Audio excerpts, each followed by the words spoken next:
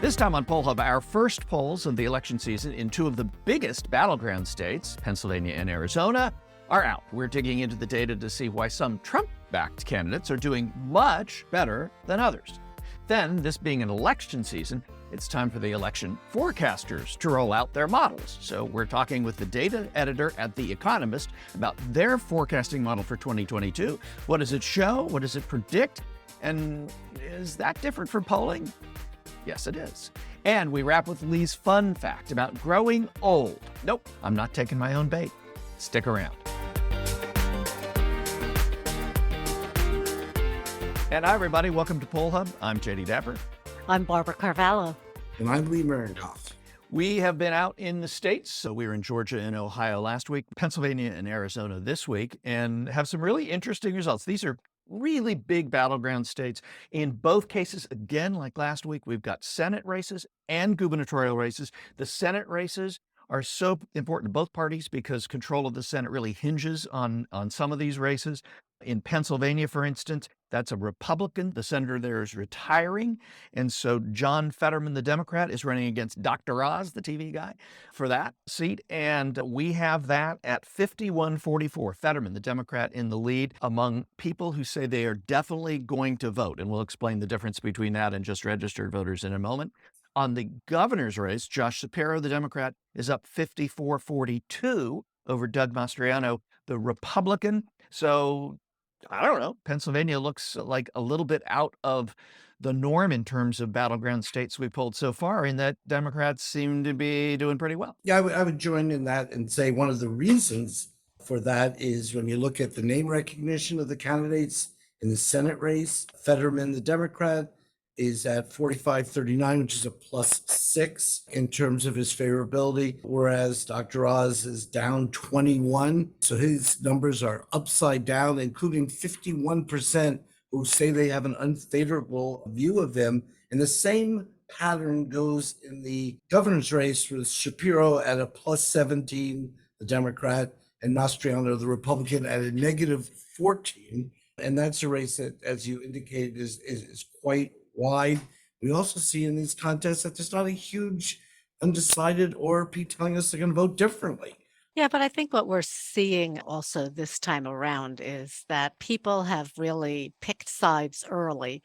And so what we're going to really be focusing on is, well, what is the proportion of Democrats and Republicans that are going to head to the polls? And when are they going to do that?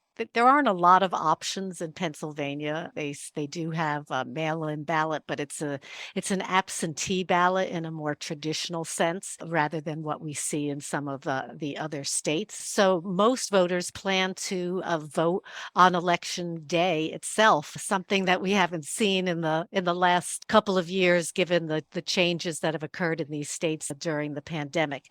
But one of the things that is also, I think, interesting to point out is that, there was a lot of discussion of, the Dobbs decision in June by the Supreme Court and the impact that that's likely to have, in the midterm elections going forward. And although I think it's motivated some Democrats, what we're seeing is, I think, some idiosyncrasies too in each of these states.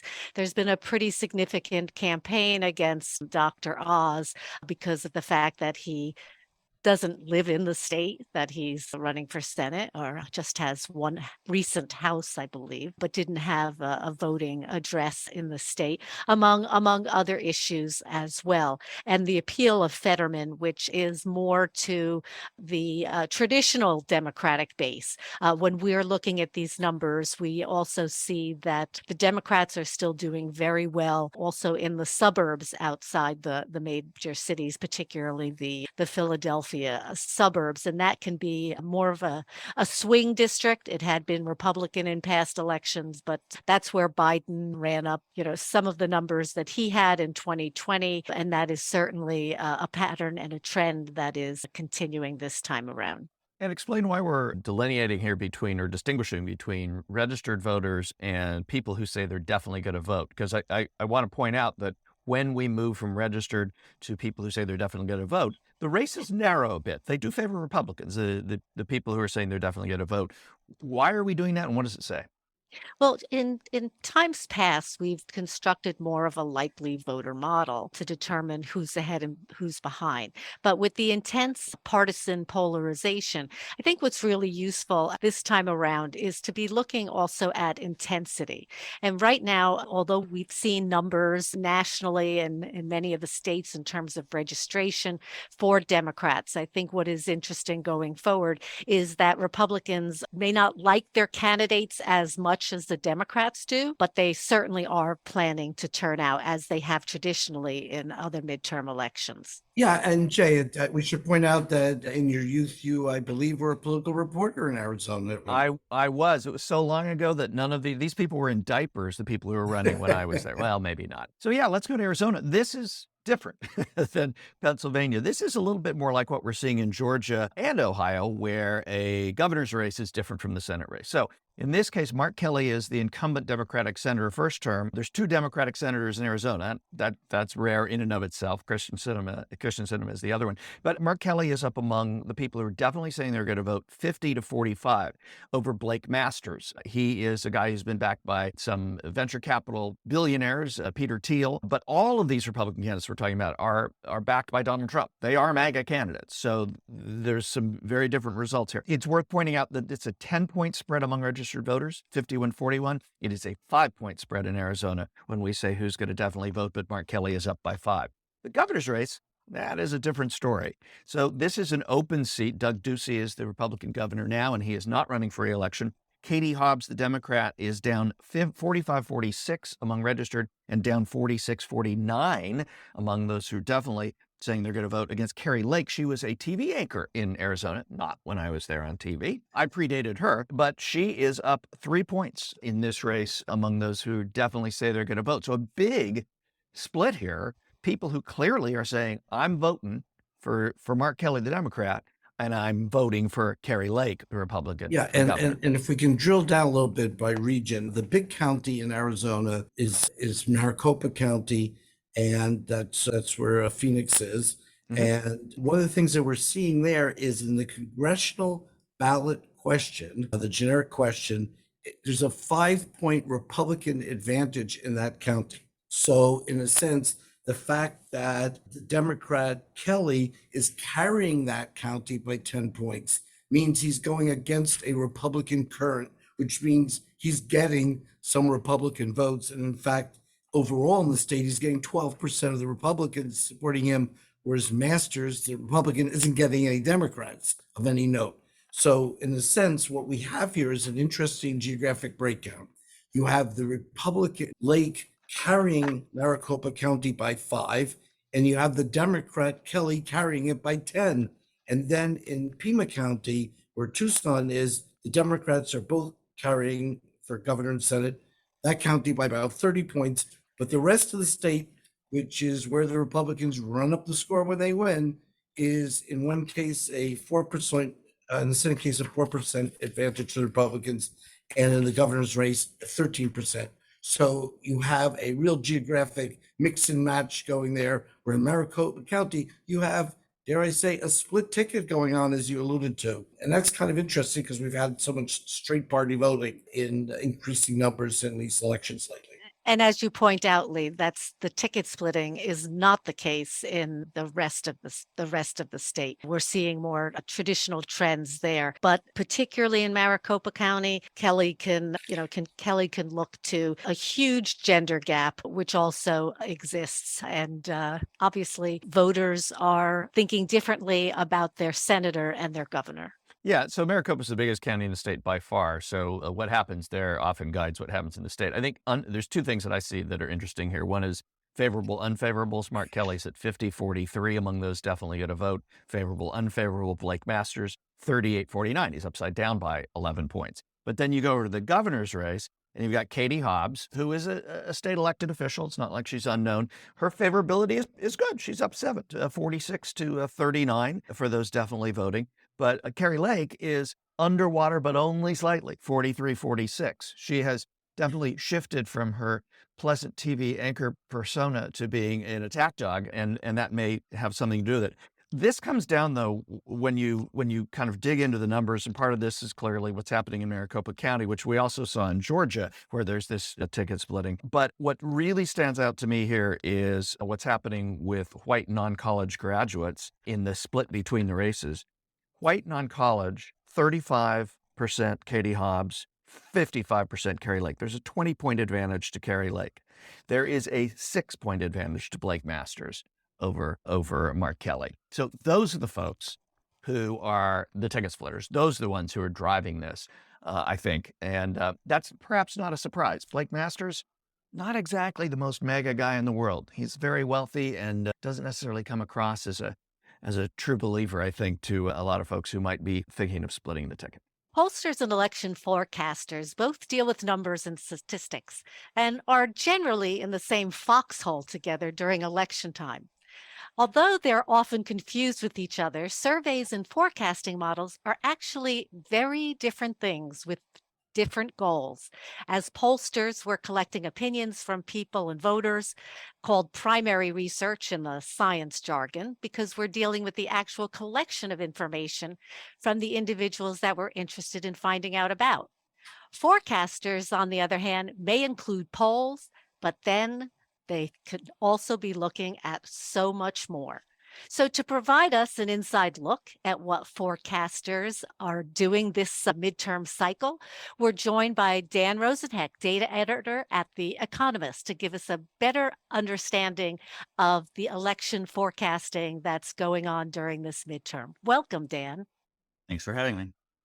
So, at what point when you're growing up do you decide that you don't want to become a policeman or a race car driver, but you want to become a data scientist? I can't speak for the general pattern of people who go into the field. I kind of came in through a sort of a back door. I mean, I run the Economist data journalism team, which obviously sits at the intersection of data science and journalism. And my initial path was through via the latter route. I was originally a journalist by training. I worked as a foreign correspondent and as an editor. I've been at the Economist for a terrifying 18 years. And I sort of had a side hustle for a long time doing sports statistics, originally just because I wanted to like win my fantasy baseball league. And then I got a column at the New York Times writing about sports stats. And then I was basically sort of self-taught in data science that way, and wound up doing a lot of sports forecasting and presenting at some conferences with some findings that at least I thought were interesting in that world, and hopefully were, rigorous and robust and held up. And then when the Economist launched its data journalism team, I guess 7, 8 years ago, I just raised my hand and said, this isn't what I've been doing for you guys before, but I actually have this kind of entire other parallel career as a quant, and it looks like it might be of some use to you. And they bit. And obviously I've, learned a lot more and become a lot more skill with all things numbers, statistics, and computer science since now I get to do it full time. Yeah, and that's not an unusual story, because I think there are a lot of numbers folks, particularly those of us who are in the public realm, that come from so many different backgrounds. And, we often say to our students that it's important to be a whole person, a numbers person, a good writer and communicator. So that's actually not terribly surprising. But tell us what makes the Economist election forecasting model for this cycle different from some of the other models that we see in the news as well. Let's see. I mean, I would have to have pretty thorough knowledge of all the competing methodologies out there to say what's different. I mean, it's probably not that different. I mean, there's roughly speaking, you've got a historical data set of every congressional election result going back X years in time. You've got everything you would use to predict those results. So that's typically some mixture of quote unquote fundamental factors, like how the district voted in the past, maybe some demographics, maybe some fundraising data, whatever. And then you have polls where you just ask people directly what they plan to do.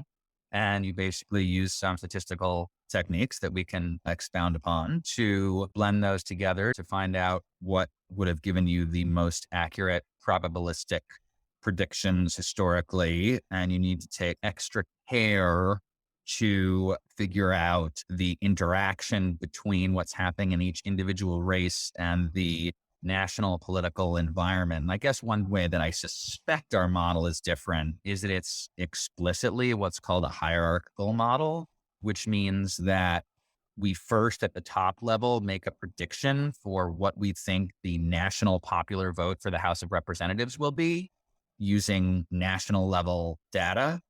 And we come up with 10,000 different hypothetical simulated universes that some of them are good for the Republicans, some of them are good for the Democrats, some of them are 50-50, and whatever proportions we think are most likely. And then in each of those 10,000 different universes, we feed those numbers down into the districts or states. And we then ask, in each of these hypothetical national scenarios, how would this district or state be likely to vote under those conditions?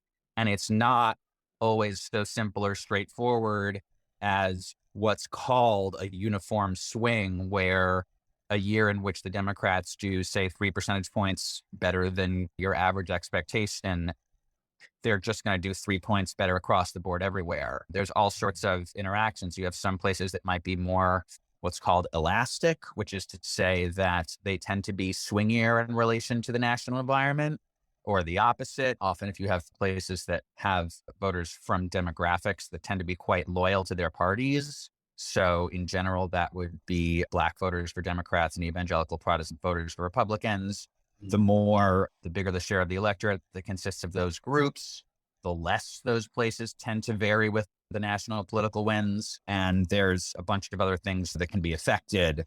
The incumbency advantages, the size of that can vary based on whether or not you're in like a wave environment for one party or the other. And so each district or state gets 10,000 different predictions based on which national environment they're getting simulated into. And it's not just a uniform swing. In the polling business, we have margins of error and lots of other things that can introduce inaccuracy. And we're constantly fighting let's not get into such a argument over precision because we're talking about ranges.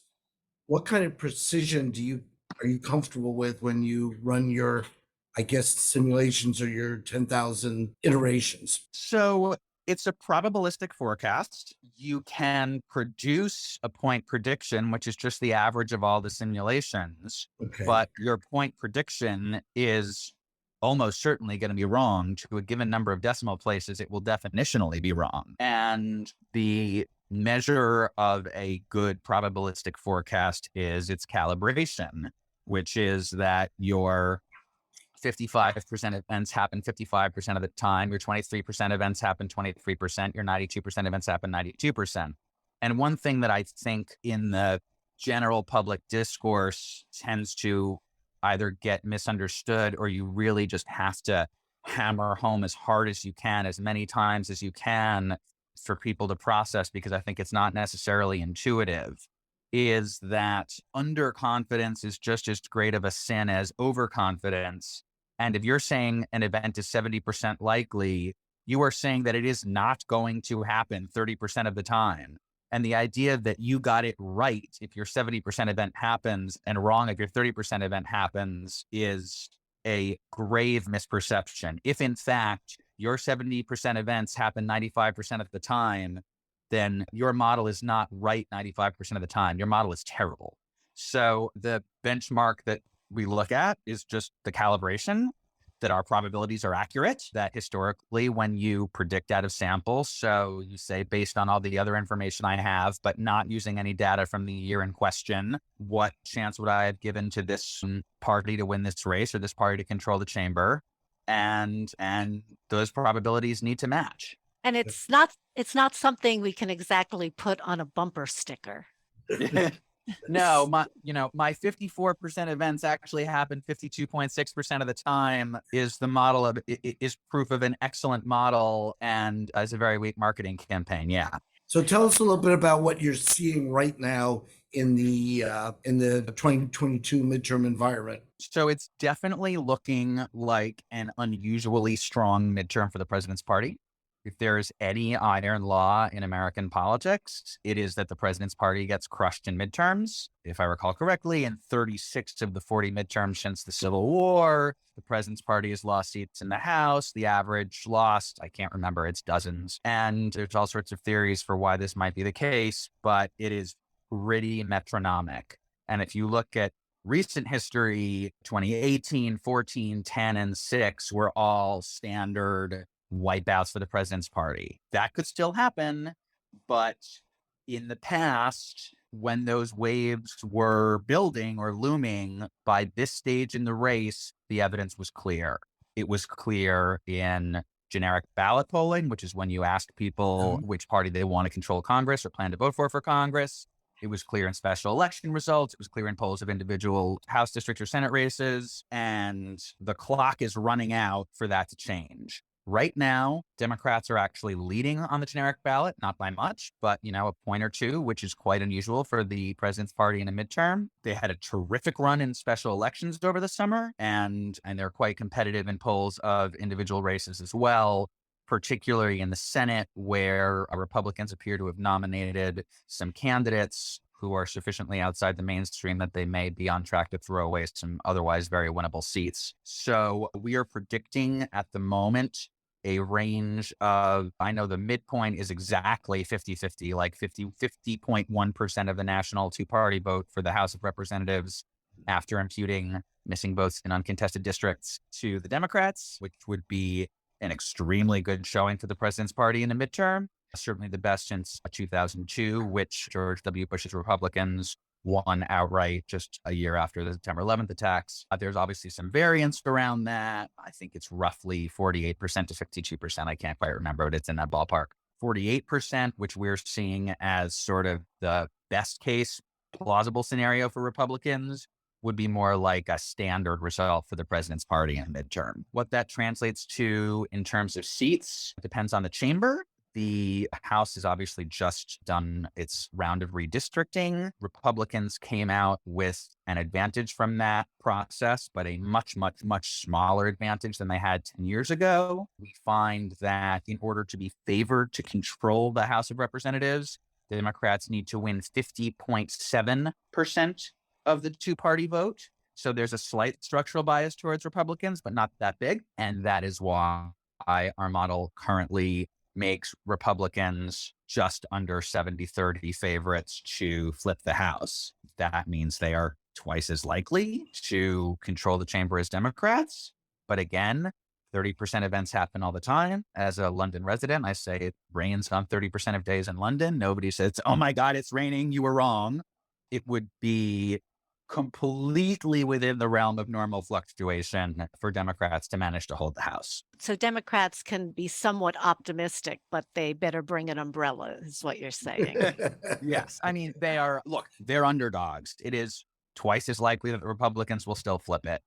But Democrats are extremely live, as we say. They have a completely plausible, realistic shot to hold the House, which did not look to be the case 4 months ago. And as for why the political winds have shifted towards Democrats, I mean, we know what's happened in the polls. It's much harder to explain what the causes are.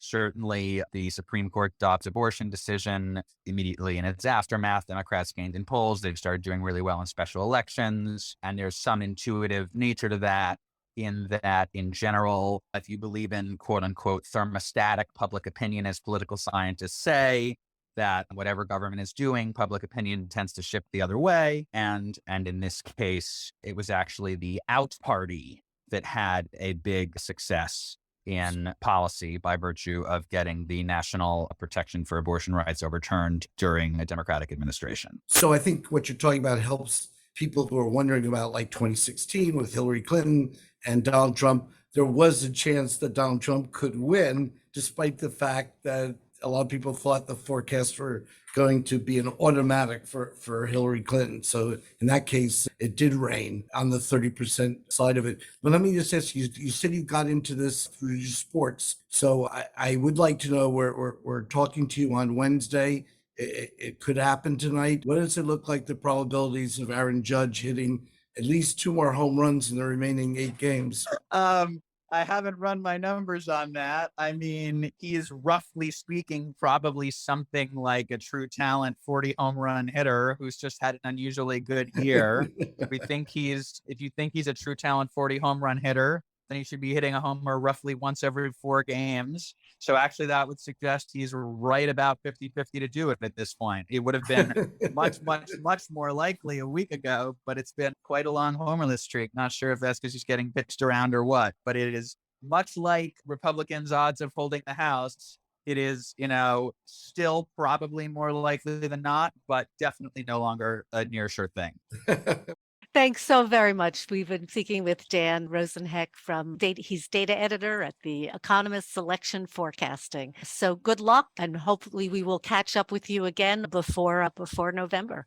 Thanks very Thanks. much. This segment of a fun fact this week deals with people who are growing older or anticipating that's not too far in the distant future. And CBS News 60 Minutes Vanity Fair in 2011 asked whether would you rather grow old in a city, suburb, or the countryside? And the responses were 16% nationally in the United States said city. 21% said they would prefer to grow old in the suburbs, and the countryside really ran away with this one. 63% would like to grow old in the countryside, the bucolic countryside. Does that make sense, Barb, to you? Because if you think about where people, maybe it's where they want to grow old, but everybody moves to Florida. Well, not everybody, but people move to suburbs and retirement communities that are not remotely countryside. It just seems like maybe this is what they wish for, but not what they get. Yeah, I think you have a point there, Jay, because I think that in terms of, patterns that we see for retirement, at least retirement patterns, you're right. I mean, people want to go where the climate is more comfortable, where the amenities are easier to get to. And so there is a significant attraction to some of these other places that are perhaps more suburban rather than as country as conjures up by what we hear countryside. Perhaps there's a lot of urban folks who are just thinking that maybe they'll just move right out of the city border. And that looks very country compared to the subways and other hassles that can happen in a city setting. Seems like it would be kind of lonely, though. I mean, I live in the country. I live in a town where there's about 3,000 deer for every person and cows. And I just think that I don't think I want to grow old there because it's just so far to get to everything. I was Friends are going to far ask away. about the practicality of this, and Right. now Barb lives in a place which is also pretty rural and northern suburbs outside New York City, but there's lots of horses per people, and you're not going to go riding your horse around town getting to services as you get very old, Barb. So what are your intentions here? I mean, Well, but see, I'm just a short train ride Okay. away from a major metropolitan city. And for me, that kind of is the best of both worlds because, I think practically in terms of, healthcare, just being able to get around. So though you do need to drive and it is very quaint where I live, it's very urban in a hurry. So I don't think it's quite called a suburb because it is so much It's more an- rural. But it's an for urban me, rural suburb, Barb. You've got it. I got it. I feel like I've got it both ways. all three ways in that case. So, Lee, we'll give you the last word. If you were going to grow old someplace, would you choose to live near a Giants stadium or Yankee Stadium? Well, probably Yankee Stadium because they play more often, and I think that probably works. And I do like to go to Yankee Stadium as often as I can, and I would intend to do that because I'm not that far away. And think how far your money would go in the Bronx.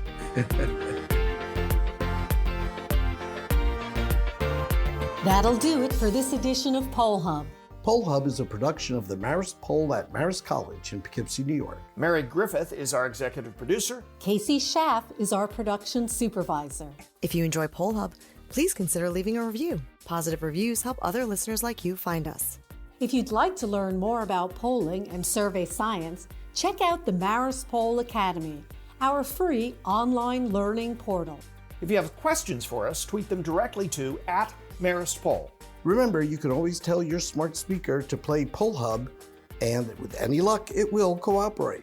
Finally, wherever you listen to Poll Hub, there is a subscribe button. Click it, and the latest episode will be ready for you in your podcasting app as soon as we release it. We'll see you next time.